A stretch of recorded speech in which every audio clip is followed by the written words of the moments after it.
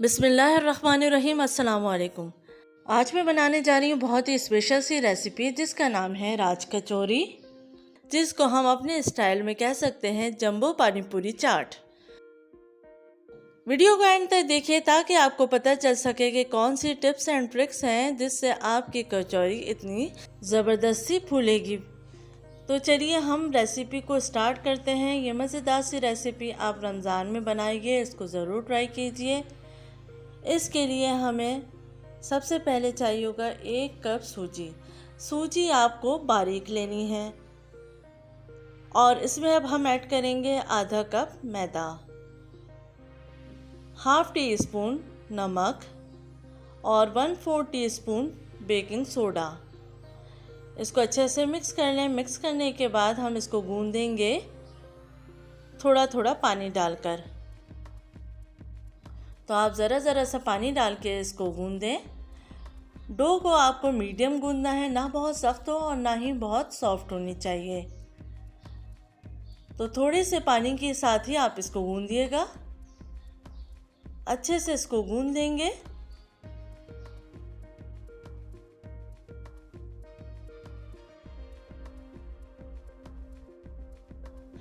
Dough बहुत अच्छे से गूंद चुकी है और दरमियानी गूंदी है। इसको मैंने कवर कर दिया है। हम रेस्ट दे देंगे 10 से 15 मिनट के लिए। ये डो अच्छे से सेट हो चुकी है।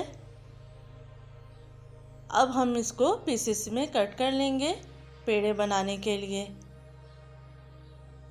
तो इसको रोल कर लीजिए और इसके बाद आप इसके थोड़े थोड़े पीसेस कर लीजिए ताकि हम पेड़ा बना सकें।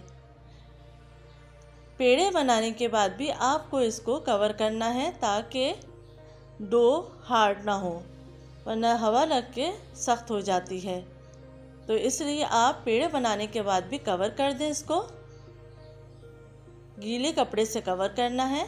इसके बाद एक एक करके आप बेलेंगे। तो जिस तरीके से हम रोटी बेलते हैं इसी तरीके से हम बेल लेंगे छोटे साइज़ में। जितना आपको कचौरी का साइज़ रखना है उस हिसाब से आप बेल लीजिए। तो अच्छे से बेल चुकी है। अब हम इसको गरम तेल में डालेंगे। तेल गरम होना ज़रूरी है और जैसे ही आप कचौरी को डालेंगे तो इसमें मुस्तकिल गरम तेल इसके ऊपर से डालते रहेंगे तो ये बहुत आराम से फूल जाएगी। आप देख सकते हैं कि किस तरीके से मैं इस पर तेल डाल रही हूँ। इसी तेज़ी से आपको तेल डालना है ताकि कचौरी आपकी फ़ौरन से फूल जाए और फिर अच्छे से इसका ऊपर से कलर भी आ जाएगा। मीडियम फ्लेम पे आप इसको फ्राई करेंगे। आप देख सकते हैं कितना ज़बरदस्त सा कलर भी आ चुका है और ये अच्छे से फूल भी चुकी है। ये देखें आप कितनी ज़बरदस्त तरीके से फूली है। कचौरी को इसी तरीके से आपको फ्राई करना है। एक और मैं आपको फ्राई करके दिखा देती हूँ। आप देख सकते हैं कि कितनी ज़बरदस्त और फ़ौरन से ये पूरी फूल चुकी है। मीडियम फ्लेम पे आपको इसको सेकना है, लेकिन तेल पहले से ही गर्म होना चाहिए। मीडियम फ्लेम पे सेकने से कचौरी अच्छे से फ्राई होगी और क्रिस्पी बनेगी। इस तरीके से आप मुस्तकिल तेल ऊपर से डालते रहेंगे। तो ये अच्छे से फ्राई हो चुकी है। अब आप देख सकते हैं कि कितनी क्रिस्पी बनी है। इस तरीके से हम होल कर लेंगे। अब हम इसके अंदर फिलिंग करेंगे। तो सबसे पहले मैं डाल रही हूँ उबले हुए छोले, उबले हुए आलू, खट्टी मीठी इमली की चटनी, बारीक कटी हुई प्याज। इसके बाद हम डालेंगे हरी चटनी, मीठी दही। दही में मैंने 1 टीस्पून चीनी डाल के इसको अच्छे से फेंट लिया था। चाट मसाला डालेंगे। इसके बाद हम दोबारा से छोले, आलू इसी तरीके से आप दोबारा से लेयर लगा दीजिए।